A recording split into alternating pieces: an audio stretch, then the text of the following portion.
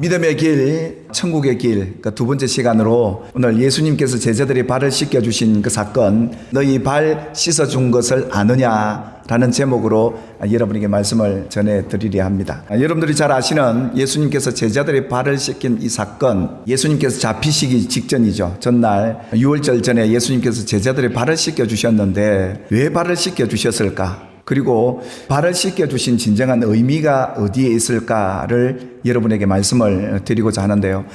우리가 잘 아는 것처럼 예수님께서 유월절 전 제자들과 함께 식사를 하기 전에 제자들에게 갑자기 다가가셔서 대야에 물을 떠서 수건을 두르시고 제자들의 발을 씻기기 시작했습니다. 예수님 곁에 있었던 이 사도 요한만이 예수님의 발 씻겨준 사건을 기록해 놓고 있습니다. 다른 복음서엔 찾아볼 수가 없고요. 요한복음에만 기록이 되어 있는데 예수님께서 제자들의 발을 씻겨주고 난 뒤에 내가 너희에게 행한 이 일, 이 발 씻겨준 그 일에 대해서 예수님께서 질문을 하죠. 너희가 아느냐, 몰랐거나 오해하고 있던 것이 있었기 때문에 예수님이 물었던 겁니다.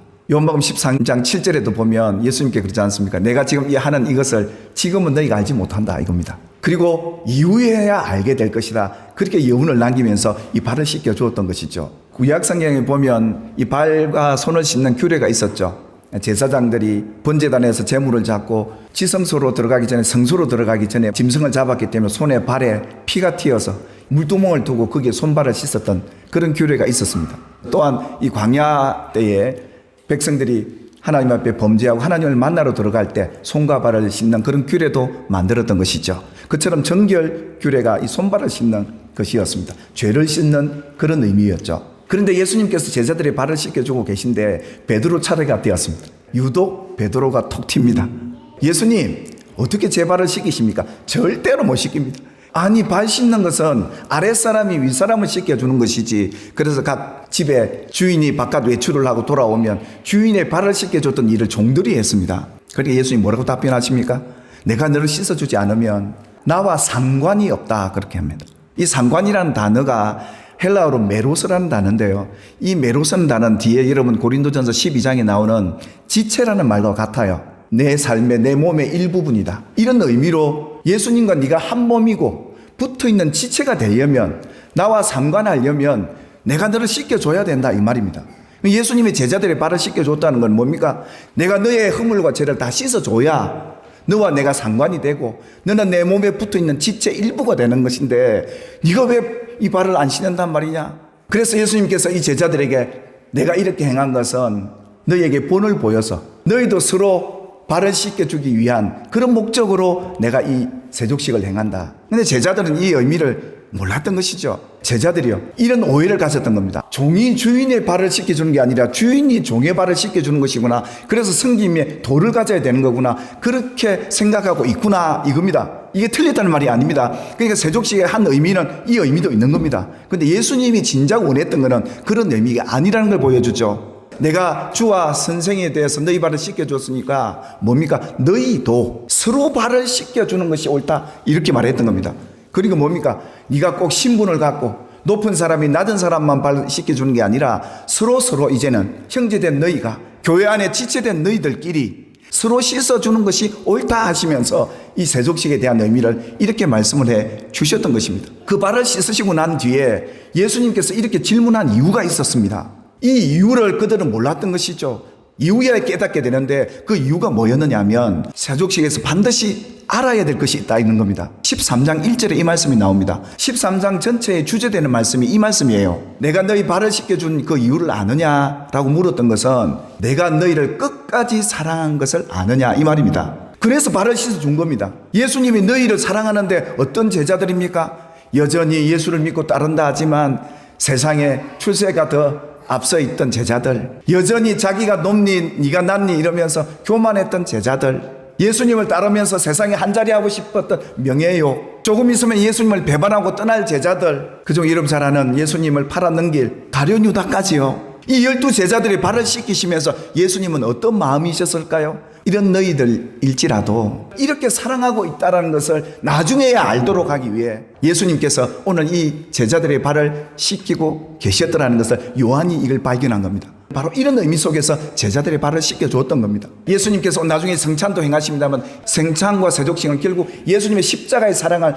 깨닫고 난 뒤에야 제자들이 예수님이 자기들의 발을 씻긴 의미를 알게 됐던 것이죠. 그런데 여기서 베드로의 그 모습을 한번 볼까요? 예수님이 발 씻었을 때 절대 못 씻겨줍니다. 그럼 나와 상관이 없다 그러니까 베드로가 뭐라고 그럽니까? 그럼 예수님 손도 좀 씻겨주시고 머리도 씻어주십시오. 베드로가 예수님과 상관 있기를 원했던 겁니다. 그러니까 예수님 대답이 뭡니까? 이미 내가 너희 죄를 씻어줬기에, 이미 구원은 받았기에, 믿음으로 나를 따라왔기에 이미 목욕했다.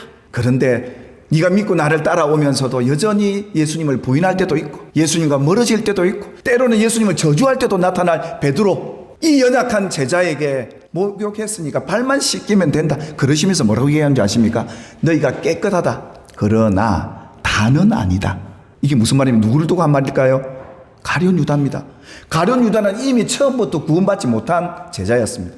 이 말씀 속에 예수님은 믿는 제자들뿐만 아니라 이미 처음부터 믿지 않고 깨끗함을 못 받은 가룟 유다까지 예수님의 발을 씻기고 계세요.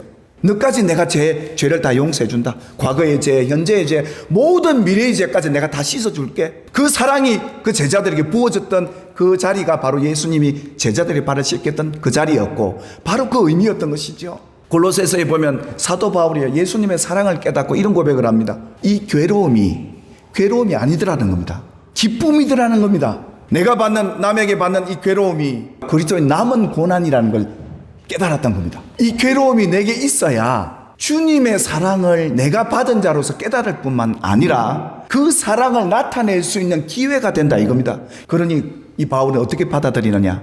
이 괴로움은 주님이 내게 주신 기쁨이고 그 사랑을 경험하고 누리라고 주는 선물이구나. 그러니까 이 괴로움 속에 기뻐할 수 있었던 거예요. 그래서 하나님은 이 교회라는 공동체 속에 우리를 지체로 만들어 놓고 서로 발 씻겨주면서 뭘 배우라는 겁니까? 그리스도의 사랑을 배우고 알아라는 겁니다. 그걸 누리라는 겁니다. 예수님께서도 그러잖아요. 나로 말미암아 너희를 욕하고 박해하고 거짓으로 너희를 거슬러서 악한 말을 하는 사람도 있잖아요. 너희에게 복이 있나니 이러십니다. 기뻐하고 즐거워해라. 하늘의 상이 큼이라. 그래서 예수님께서는 당신의 제자를 어떻게 사랑해 주시니? 가룟 유다 보십시오. 가룟 유다는 처음부터 예수님을 팔자로 택함을 받은 자 아닙니까? 예수님을 팔았던 가룟 유다의 책임도 있지만 누가 한 겁니까? 마귀가 한 겁니다. 이 모든 사실을 아셨던 예수님께서 뭐라고 합니까? 예수께서 이 말씀을 하시고 심령이 괴로워 정언하여 이르시되 내가 진실로 진실로 너희에게 이르노니 너희 중 하나가 나를 팔리라. 예수님이 지금 누구 때문에 마음이 괴롭습니까? 가룟 유다 때문에요. 너를 볼 때마다 마음이 아프다. 사랑하기 때문에 괴로운 거예요. 전혀 이런 사실을 몰랐던 그들로서는 예수님이 십자가에 죽으신 걸 보니까 제자들이 그때서야 허물 많고 죄 많은 나를 이렇게 용서해주고 내 죄를 씻어주고 내 발을 씻겨주셨던 그 주님, 그 사랑을 깨닫고 변화된 거예요. 내가 주와 선생이 되어 너희 발을 씻어주는데 너희도 이젠 서로가 용서하고 사랑해주라. 그런 의미 속에 세족식이 이루어졌던 것이죠. 그래서 예수님이 마지막 결론적으로 뭐라고 얘기합니까? 성찬식까지 마치고 새 계명을 너에게 줄게. 너희가 서로 사랑하는 거다. 너희가 서로 사랑할 때 바로 사람들이, 세상 사람들이 너희가 내 제자인 줄 알고 예수님의 사랑이 여기 있구나 이렇게 하지 않겠나. 베드로 여러분 보십시오. 발 씻김 받았어. 절대 못 씻깁니다 이랬던 베드로, 그가 예수님의 이 사랑을 알고요 깨닫고 베드로 후서를 기록하면서 성도들이 항상 알고 항상 생각하며 살아야 될 내용을 이런 얘기를 해요. 자기의 신기한 능력, 예수님의 능력이죠. 성령의 능력을 우리에게 주셨는데 곧 예수를 알게 하는 것입니다. 그게 뭐냐면 신성한 성품에 참여하는 자가 되게 하려 하는 이 아름다운 지식이었습니다. 그게 뭐냐면 믿음의 덕의 지식을, 지식의 절제를, 절제의 인내를, 인내의 경건을, 경건의 형제 우애를, 형제 우애에 사랑을 더하라 그렇게 말합니다. 사랑을 더하라.